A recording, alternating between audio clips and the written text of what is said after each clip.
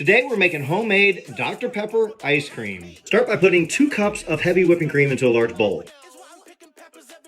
Whisk it until it forms stiff peaks.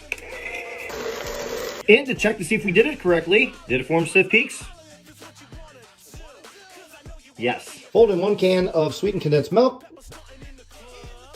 Add 2 tablespoons of our Dr. Pepper syrup. I'm also going to add some brown food coloring. This is totally optional. And fold it in. Now fill a freezer-safe dish. Tap it down. Now put it in the freezer overnight.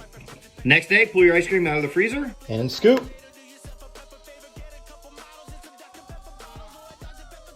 And now for the taste test.